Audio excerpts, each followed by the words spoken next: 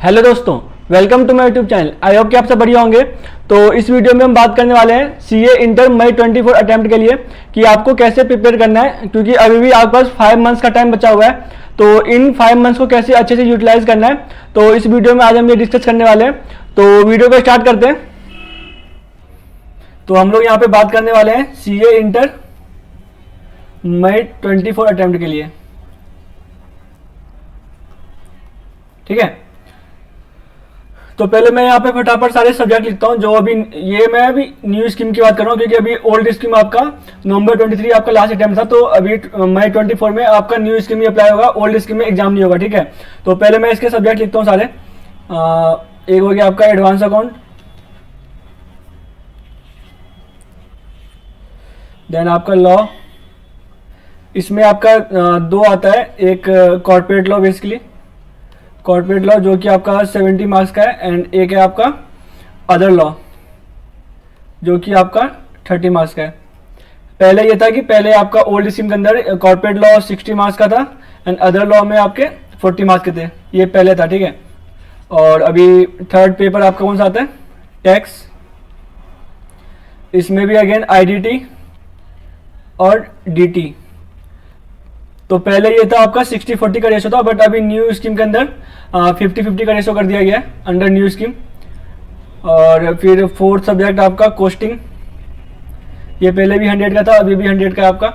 और फिर fifth audit, again ये पहले 100 का था, अभी भी आपका 100 मार्क्स का है। एफएम एंड एसएम, पहले क्या था, पहले आपका एक सब्जेक्ट था ईआईएस एंड एसएम और एक सब्जेक्ट था एफएम एंड इको।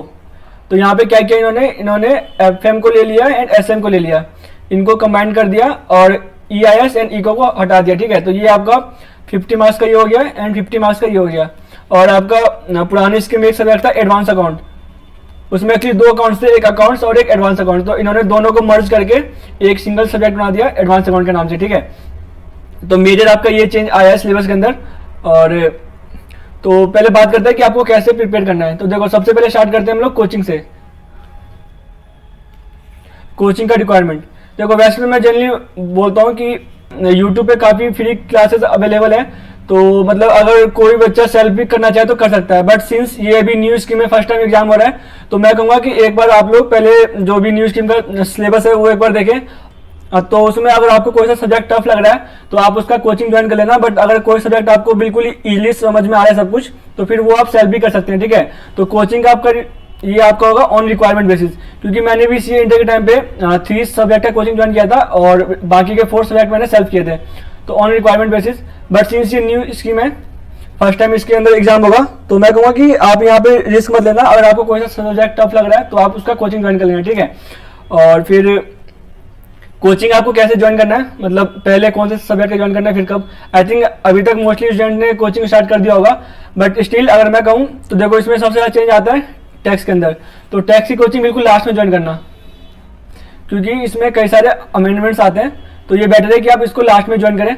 बाकी सब्जेक्ट आप कर सकते हैं, स्पेशली जो आपके ये advance account, costing, FM and SM, इनको आप स्टार्टिंग में ज्वाइन कर सकते हैं। एंड देन जो आपका बीच का फेज है वहाँ पे आप लॉ एंड ऑडिट ज्वाइन कर सकते हैं, ठीक है। तो इस सीरियल ऑर्डर में आप कोचिंग ज्वाइन कर सकते हैं। और अगर मैं सब्जेक्ट बाय बात करूं कि आपको मतलब कौन से सब्जेक्ट को कैसे हैंडल करना है, तो फर्स्ट सब्जेक्ट आपका क्या है, एडवांस अकाउंट। देखो, इसमें जो मेजर मिस्टेक करते हैं बच्चे, इसमें कुछ पोर्शन आपका थ्योरी का भी आता है एग्जाम में। मोस्टली बच्चे होते हैं वो न्यूमेरिकल क्वेश्चन तो सॉल्व कर लेते हैं, बट जब थ्योरी वाले क्वेश्चन आते हैं तो उसमें वो लोग मतलब उसका आंसर ढंग से कर नहीं पाते। तो इसमें आपको थ्योरी का ध्यान रखना है, आपको थ्योरी भी अच्छे से कवर करनी है, क्योंकि एग्जाम में कुछ मार्क्स के आपको थ्योरी भी एग्जाम में पूछा जाएगा, ठीक है। और लॉ में देखो, ये आपका 30 मार्क्स का है ना, इसमें ओनली 3 चैप्टर्स हैं और 70 मार्क्स में आपके आई थिंक 12 चैप्टर्स हैं। तो ये 30 मार्क्स स्कोर करना काफ़ी ईजी है, ठीक है। तो इसको आपको अच्छे से टारगेट करना है। और ये भी आपका इजी है 70 मार्क्स भी, बट अगर मैं चैप्टर वाइज बात करूँ तो इसमें सिर्फ 3 चैप्टर है जो कि 30 मार्क्स का है। तो एक बार इसको आप ढंग से करके जाना। और लॉ में आपका मेनली कुछ सेक्शन है जो आपको याद करने पड़ेंगे, जो इंपॉर्टेंट सेक्शन है, ताकि आप एग्जाम में उसको लिख के आओ और आपको अच्छे मार्क्स मिले। तो सेक्शन नंबर याद करना है, बाकी आपको कीवर्ड ध्यान रखने हैं। आपको जो बुक में लिखा है वो सेम लैंग्वेज यूज करने का नीड नहीं है। आप मतलब खुद के वर्ड्स में आंसर एग्जाम में लिख के आ सकते हैं, बट आपको ध्यान रखना है कि आपको कीवर्ड्स को यूज करना है जो भी आप आंसर लिख रहे हैं, तो उससे आपको अच्छे मार्क्स मिलेंगे, ठीक है। और फिर टेक्स्ट के अंदर इसमें होता है कि जो लॉन्ग क्वेश्चंस होते हैं जिसमें आपका कई सारे कंसेप्ट को टेस्ट किया जाता है, तो उसमें बहुत सारे बच्चे डिफिकल्टी फेस करते हैं। तो इसका आप क्या कर सकते हैं, आप स्मॉल क्वेश्चन से सॉल्व करना स्टार्ट कीजिए। मतलब स्मॉल क्वेश्चन मेरा मतलब है कि जिसमें सिंगल कंसेप्ट यूज हो रहा है, कोई भी क्वेश्चन जिसमें सिंगल कंसेप्ट यूज है पहले आप उनको सॉल्व करना स्टार्ट कीजिए ताकि आपका कंसेप्ट क्लियर हो। फिर जैसे जैसे मतलब पहले सिंगल कंसेप्ट वाले क्वेश्चन ट्राई कीजिए, फिर कोई क्वेश्चन ट्राई कीजिए जिसमें 2 या 3 कंसेप्ट यूज हो रहा है, और फिर ऐसे करते करते जिसमें कई सारे कंसेप्ट यूज हो रहे हैं आप उसको भी इजीली सॉल्व कर पाएंगे, ठीक है। तो इसलिए मैं आपको बोलूंगा कि आप स्टार्टिंग वहां से कीजिए कि मतलब मेरे को स्मॉल क्वेश्चन सॉल्व करने हैं जिसमें ओनली 1 या 2 कंसेप्ट यूज हो रहा है, और फिर धीरे धीरे करके आपको लॉन्ग क्वेश्चन को सॉल्व करना है, ठीक है। फिर कोस्टिंग के अंदर इसमें भी अगेन इसमें भी थ्योरी के क्वेश्चन आते हैं एग्जाम के अंदर जो बच्चे मतलब ढंग से करके नहीं जाते हैं और उनके फिर मार्क्स थ्योरी में कट जाते हैं। तो ये आपका फ्री का मार्क्स होता है। अगर आपने जो बुक के अंदर जो पॉइंट्स लिखे हैं अगर आपने वो मेंशन करके उसको थोड़ा सा एक्सप्लेन कर दिया तो आपको यहाँ पे पूरे मार्क्स मिलते हैं। तो इसलिए इसको छोड़ के मत जाना। और इसके अंदर अगेन आपको कीवर्ड्स लिख के आने हैं एग्जाम के अंदर, आपको सेम लैंग्वेज यूज करने की जरूरत नहीं है, आप खुद के वर्ड्स में आंसर लिख के आ सकते हैं, बस ध्यान रखना कि आपको कीवर्ड्स यूज करने हैं, ठीक है। फिर FM एंड SM इसमें भी अगेन यहाँ भी कुछ क्वेश्चन आपका थ्योरी का होता है, तो वो एक बार देख के जाना है अच्छे से। और इसमें भी कीवर्ड्स,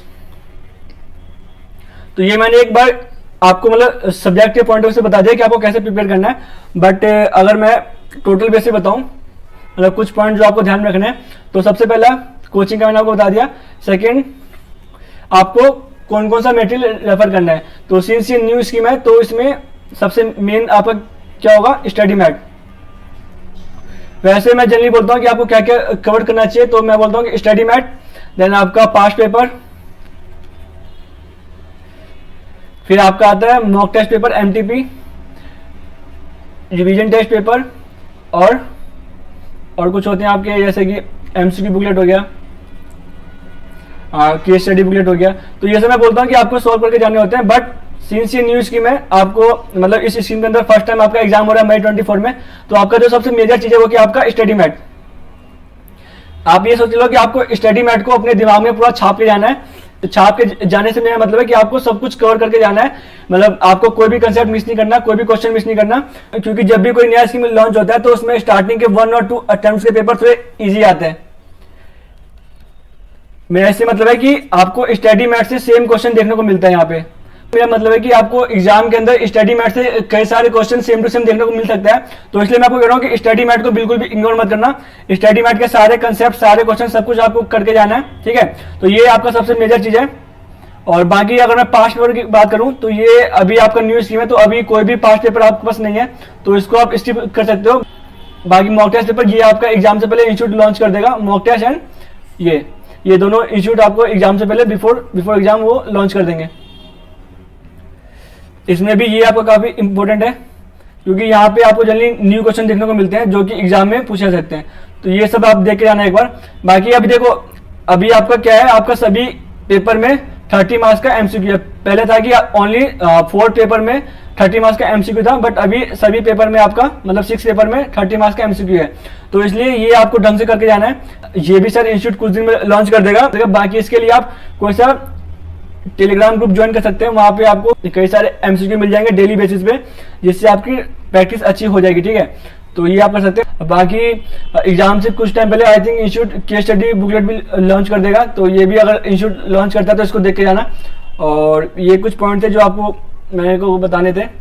थर्ड पॉइंट, ये करने के बाद आपको क्या करना है, आपको मिनिमम 2 to 3 टाइम्स इसको रिवाइज करना है, 2-3 revision before exam.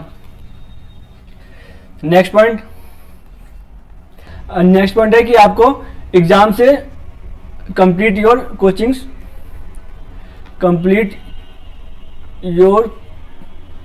Coachings at least 2 to 3 months before exam.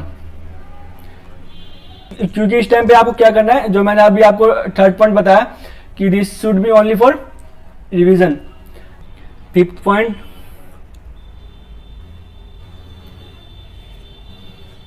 देखो इसमें एक चीज मेरे को आपको सर डिस्कस करना था कि जो जिन्होंने अभी नवंबर 23 में एग्जाम दिया है, या तो सिंगल ग्रुप के एग्जाम दिए हैं, सिंगल ग्रुप,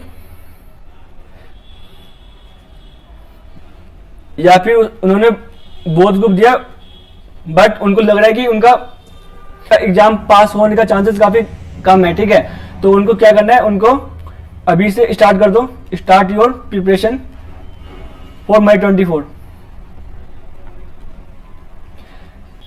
मई 24 जिन लोगों ने सिंगल ग्रुप का एग्जाम दिया अभी नवंबर 23 में वो लोग सेकंड ग्रुप का प्रिपरेशन स्टार्ट कर दो, सेकंड ग्रुप का प्रिपरेशन आप लोग स्टार्ट कर दो। और जिन्होंने बोथ ग्रुप दिया बट उनको लग रहा है कि उनका पास होने का चांसेस काफी कम है, तो वो लोग कम से कम एक बार जो आपका पुराना स्कीम है, old scheme and new scheme, इसमें आप लोग देखो कि आपको कहाँ कहाँ पे चेंज है,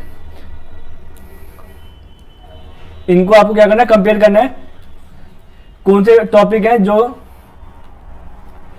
जो अभी न्यू स्कीम के अंदर में नहीं है और कौन से टॉपिक्स हैं जो अभी न्यू स्कीम में ऐड किए गए हैं, ठीक है।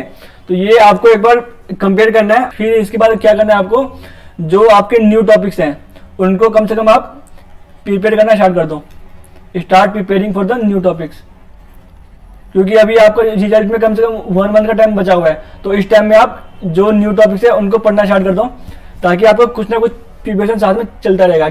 और बाकी इस वीडियो मेरे को इतना शेयर करना था, और जो सबसे मेन चीज़ था वो आपको यही था कि आपको स्टडी मैट, मतलब कि आपको स्टडी मैट के ऊपर सबसे ज़्यादा फोकस करना है, क्योंकि अभी फर्स्ट टाइम इसके अंदर एग्जाम होगा, तो आई थिंक यहाँ से काफ़ी चांसेस है एग्जाम में काफ़ी कुछ पूछने का, ठीक है, ठीक है। बाकी कोई भी डाउट है तो आप कमेंट में से पूछ लेना, मैं उसका आपको रिप्लाई कर दूंगा। बाकी यदि ये वीडियो आपको यूजफुल लगा तो इसको लाइक कीजिए, अपने फ्रेंड्स के साथ शेयर कीजिए। मिलते हैं नेक्स्ट वीडियो में, तब तक आप सभी को thank you and all the best.